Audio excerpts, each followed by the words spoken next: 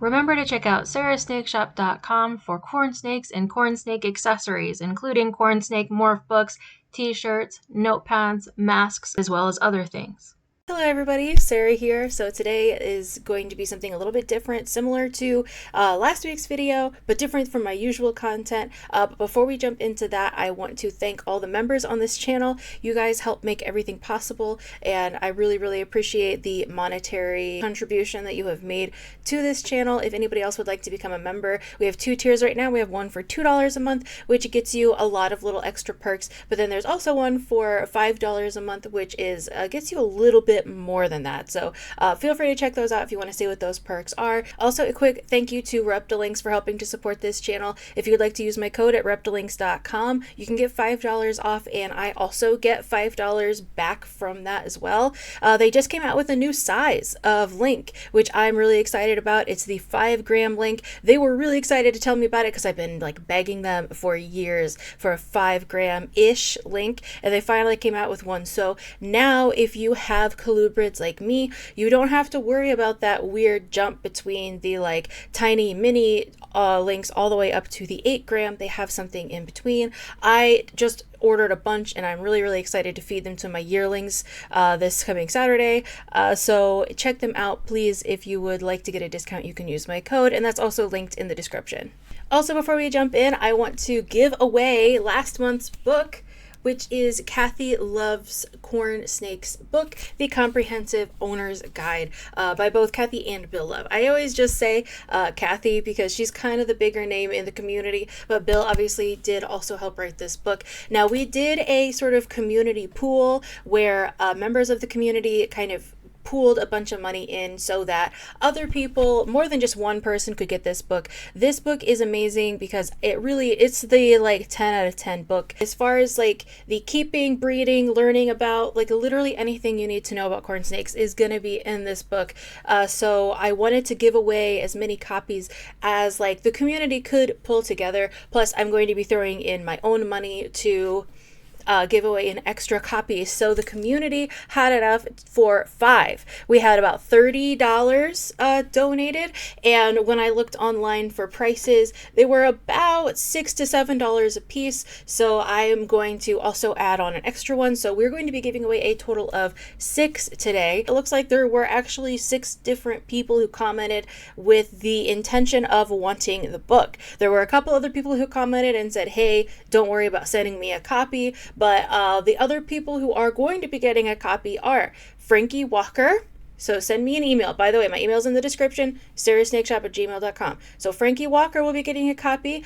Gabriel Stroop, you will be getting a copy. Tom and Lori K, you will be getting a copy. William Schmidt, you will be getting a copy. And William and Frankie both donated extra money, by the way. So thank you so much to Frankie and William. We would not be able to send this many copies out without the 2 of them. Cynthia Campbell and Bill Mayer, M-U-I-E-R. You guys are the ones who won. So if you would like a copy of that, just send me an email and I will send a copy of Kathy Love's book to you. And I really hope that you enjoy it. So since we are sort of on the topic of corn snake reviews / guide / care guide, today I'm actually going to review a video that was done by Wiccan's Wicked Reptiles, who did a corn snake care guide on YouTube. And I've been following them for a long time. I really do like them. I like pretty much everything about it. But since they did a corn snake specific video, I wanted to review their video. So I'm going to link the full video down below in the description or up in the cards up above. Definitely recommend you subscribing to them if you haven't already, because I really genuinely love their channel. But I have not watched this at all yet. I've watched like the first 5 seconds because I was testing to make sure that the audio was going to work and stuff on this video, but I have not watched it, so this is a completely blind reaction. I am going to be pausing in the middle. There's probably going to be a lot of cuts. I definitely don't want to spoil the entire video for you guys. I want you to go watch it yourselves as well. So you're welcome to go watch his video first and then come back, or vice versa. Either one. This is going to be my reaction and commentary to his video.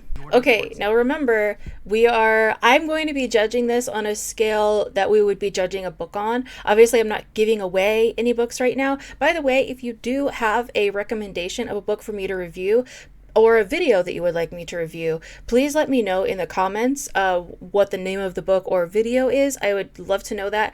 I'm going to be hesitating doing book giveaways because it really is a financial suck on the channel, and they aren't really getting a whole lot of like views or attention, and a lot of the books that are out there that I haven't reviewed aren't really like worth reviewing, at least that I've seen. So if you have suggestions, please let me know.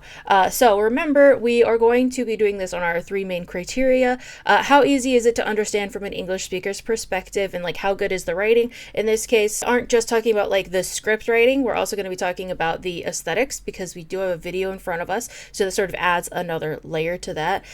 Is it as advertised? So he's saying this is everything we need to know to take care of a corn snake. I'm assuming this is going to be geared toward keepers and not breeders, so we're not going to judge on talking about morphs, we're not going to judge on talking about breeding, we're not going to judge on talking about like egg laying and things like that, and of course also how accurate is the information. I think one of the most important things to know about any snake is how big they're going to get. Any pet that you get, whether it's a dog, a cat, or a snake, how big does the thing get? Corn snakes are going to be 4 to 5 feet long. I will say not all corn snakes will get that big. It also kind of depends on the locality that they're from. Most corn snakes, yes, will be between 4 and 5 feet for the most part. Some of them will get up to 6 feet long depending on the locality, but some will stay more in the like 3 to 4 feet range. Certain localities like boot keys especially, I've heard, stay smaller than your average. So just sort of mentioning, if you love corn snakes but you are looking for something smaller than the potential 4 to 5 feet, those do exist. Those are out there. You just have to get the right locality. If it was me making an obvious like intro video for new snake owners, I would want them to be more, I would want them to know more what a normal looks like. I would want that to be sort of the base of what they have in their head, and not a tessera. Not a huge deal, just thought I would mention it. With corn snakes, really simple. Now, this might be controversial. I don't care. 120 gallons minimum. So that's why it's controversial. 120 gallons is probably more than anybody's going to give their corn snake, especially a breeder. I mean, good luck trying to like successfully breed a lot of corn snakes and also keep them all in a 120 gallon enclosure. I would say if you have corn snakes that are that snake size, like I keep mine in more like a 42 quart container, which is obviously not even close to that big of an enclosure. If you can't give your snake that big of an enclosure, I think that it's okay. A lot of snakes live long, happy, healthy lives in a like 20 to 40 gallon, and like if you want to keep your snake in 120 gallon, do that. I don't think it's good for babies to be in that though, so I don't know if he's going to touch on that at all, but do not keep baby snakes in something that big. That will almost definitely stress them out. Like if you take a brand new baby snake home to a huge place that's really foreign to them, it's really going to probably stress them out. You want to start them out small, and then once they're used to you and their new home, you can move them up into a bigger enclosure. The days of keeping 4-foot snakes in 20-gallon enclosures are long. I don't know why he would say that, because like it's just not true. Not all of them are going to be 5 to 6 feet long. Some of them are only going to be 4 feet long. Some of them are only going to be 3.5 feet long.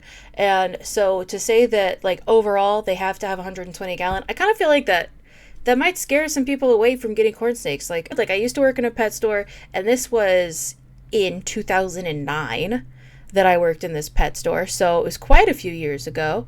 120 gallon like enclosure with a stand was going for like over $1,000, and so like most people aren't going to be super optimistic about spending, you know, $50 on a normal corn snake and then having to go spend $1,000 on the enclosure. I do feel like it's a little unrealistic. So what I recommend are things like aspen. This is great because animal that doesn't need high humidity, aspen usually works. I like it to look a little bit more naturalistic, so I like to use something that looks like the earth where they're from, which is the eastern part of the US. Do agree with having something that's a little bit more enriching for them that they can burrow through. Aspen, I like Sani chips, which The kind that I get is also made out of aspen. But I've also used like Eco Earth, and he likes to use like a sort of coconut bark, which is also perfectly fine, as long as there's nothing with like oils in it. So you don't want like pine or cedar. You don't want to just go with straight sand. That's always bad. Once you've got that, some important things. Water bowl, obviously, something big enough for your snake to get in. They generally won't soak that much, but sometimes they will before shedding, or if it's a little bit too warm, things like that. We'll get to heat in a second. And then just some enrichment, right? The easiest things, of course, that are necessary are things like hides. I think that it is important to have at least something like decorating the enclosure so that the snake does feel comfortable, and to have plenty of hides, especially hides that they can curl up underneath. Like they want to feel that like confinement. So I agree with him on those things for sure. It's very bold, it's not very shy, so I just kind of left it uncluttered because I want to see the snake, and the snake doesn't mind being out all the time. I have something underneath the halogen, which is protected with a type of halogen Yeah, protector, so by the I way. still wouldn't even do this because that heat, like that mesh around that, can get really, really hot. I don't know if any of you have ever touched like a hot pan, but it still burns you even though you don't put your hand directly on like the stove top. You put it on the hot pan, it still burns you. I prefer like a halogen bulb for part of the day for basking purposes, but overall I personally like to use heat mats with a thermostat. I think everything that's going to produce heat in a snake's enclosure needs to have a thermostat so that it doesn't overheat anything. This is a guide. These animals live in the wild. We all know, especially say South Carolina, North Carolina, for example, where their native range is, it's not perfectly 75 every That's not day. their only native range, by the way. So yes, some are native to the Carolinas, but they also go all the way down into Florida. They can come up into Kentucky. They have a whole, like, they go over into Mississippi. Like, they have a very wide range. And I would personally recommend that you give them, especially if you get ones that are closer to the wild-caught ancestor, give them an enclosure that is as similar to where they're from as possible. And also treat them differently depending on where they're from. So if you get a snake that's wild-caught in Florida, do not cool it down to 40, 50, 60 degrees when you are hibernating them or brumating them, because that's too cold for them. They are not used to that. They would not be getting that in the wild. However, if you have a wild caught from Kentucky, it's going to be fine if you brumate it at 45 to 55 degrees. So just kind of keep in mind where these snakes actually originated is going to matter. How you treat them, and the type of like stuff that they need. So snakes that are more native to Florida, there's a good chance that they are going to thrive better with higher humidity, stuff like that. So I do offer a night drop. You don't need to offer a night drop, but if you do, just make sure that it doesn't get lower than 65. This is what I was But again, saying about having the light source and then also an additional heat source. So if you have a light source which provides the UV as well as some heat, have that on during the day, but like keep the belly heat on all the time. That's the way that I typically would recommend to other people that they do their enclosures, especially if they have something like a 20-gallon or 40-gallon, etc. just don't let the animal be in a prolonged state of 20% or 80%. They're not a desert animal and they're not a tropical animal. So as long as you don't do that, Yeah, I you'll be usually fine. figure about 50% humidity like is a good like goal to have, unless the snake is getting ready to shed, in which case you want to raise that humidity, or just give it a humid hide. That always helps. If you leave it at 80% humidity for 3 weeks, then you might get a respiratory infection. Again, these are parameters. Nothing has to be exact. Don't overthink things. This is supposed to be fun. And in terms of lighting, as long as you have a natural light cycle, so what I'm talking about is 12 hours of darkness, 12 hours of light. If you want to offer additional light, like a UVB, you can do that. I use a halogen to heat this animal. I just think it looks better in this enclosure, and I want to test it out. And he has a 6.0 UVB. So it is possible, I believe, to get a light that emits both heat and UV. I think that's probably going to be the best bet if you can find one of those, and like I said, have that on as the like basking spot, on during the day, off at night. Very simple.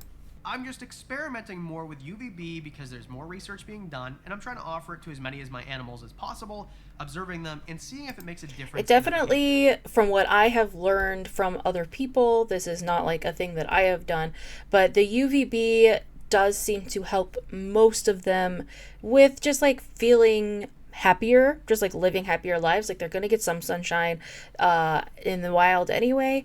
But again, for anything that has no melanin, so amelanistics, snows can cause them to go blind and get cataracts earlier in life. So just kind of keep that in mind. I always feed an animal that is slightly bigger or about the same size as the width of the snake. The biggest point in the snake is how wide that mouse or rat is going to be. You want to see a little bit of a bulge, but not a huge bulge when you're done feeding. Yeah, I agree with that. That's pretty standard. It is better, and I mentioned this in a previous video, if it's between the meal being too small or too big, go with the smaller one. It is going to be better. If your snake is not losing weight, you're doing okay. I feed frozen thawed. I always recommend this. I do agree for the most part with his whole feeding spiel. If you have an adult corn snakes are rat snakes. We know this. They're the red rat snake, but just more commonly called corn snakes. And I do also recommend frozen thawed instead of live. Snake has been perfect for me so far, and it's slow moving. They're not fast. So baby corn snakes are really fast. They're really fast until they're at least a year old. So just sort of keep that in mind. I even have some yearlings right now that are still kind of fast. So yes, if you have an adult, they are slow moving, very chill. They will move around. They are curious. They're not just going to sit like a ball python probably. And they're diurnal, by the way, and generally terrestrial. So diurnal means that they're kind of active mostly in the evenings and in the mornings, but they will be active during the day and night as well. First, you can get a corn snake for free all the time. If someone breeds normals, they're hard to get rid of. They're going to be cheap. You can buy a normal corn snake. I don't really like that because if this guy who has many more followers than I do is just like, oh, people just give away normal corn snakes for free, and then someone comes to my page and sees that they're $75, that's kind of like, that hurts my business. Please do not go around and tell people that they can just get a corn snake for free. Please do not come to a breeder who is experienced and expect a free snake. I don't recommend getting a free snake. It's like getting free sushi at the gas station. Like, you don't know anything about that snake. You don't know the morphs of the parents probably. You probably don't have any family tree or heritage information. You may not have any feeding information. And even if you have some of this information, you have no idea like where the snake originated. You don't know how well it's been taken care of. And I can guarantee you, anybody who has been actively taking care of their baby snakes to make sure that they are socialized, to make sure that they're feeding well, shedding well, like pooping well, all that stuff, and has been keeping track and records of all the feedings and all the pairings and all of the parents, grandparents, great-grandparents, the whole family tree. Anybody who has been putting in that much effort is not going to give you a snake for free. And so it kind of depends on the quality that you want. If you are just getting a snake for free because you don't want to spend the money and your neighbor Chad down the street just happened to have some normal corn snakes, like that's fine, but don't expect high quality. And also don't expect a random breeder on the internet to be there for you, help you and support you through this process. Because if you go buy from someone like me, I am more than happy to help anybody who's ever bought a snake from me.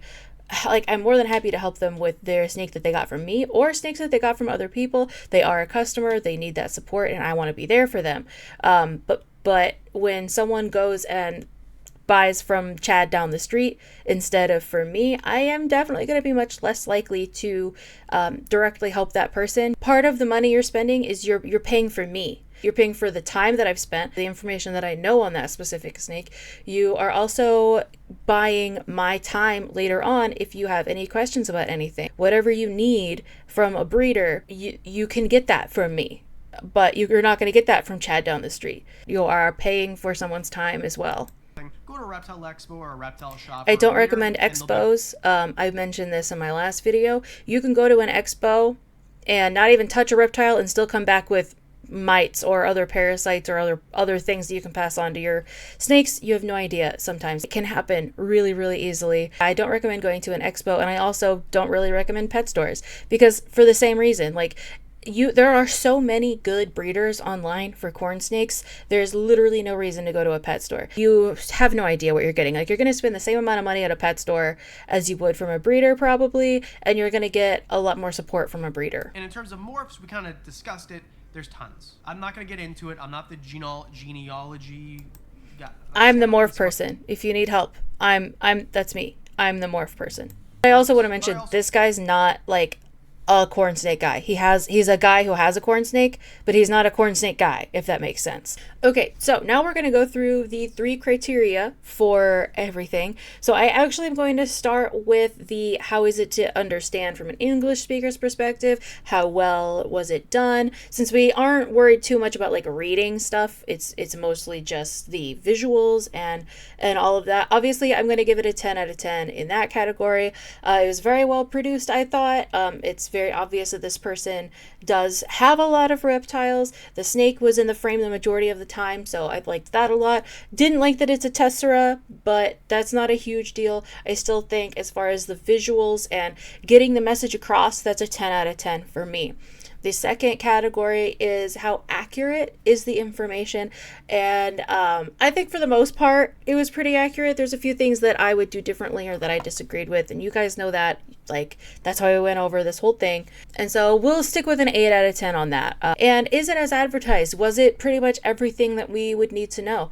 I would say yeah, for the most part. There's a few things that I mentioned, like the locality matters. There's a few like little things here and there that I would say could have been added in, so I'm going to do the 9 out of 10 on that. And of course, if we average it out, it's still 9 out of 10 for this whole video. And so I thought it was actually pretty good. It was 9 out of 10 video is really good. Everybody, please remember, if your name was mentioned earlier in those who won a book, please send me an email. It is linked in the description down below. Thank you so much for watching, and I'll see you in a new video soon.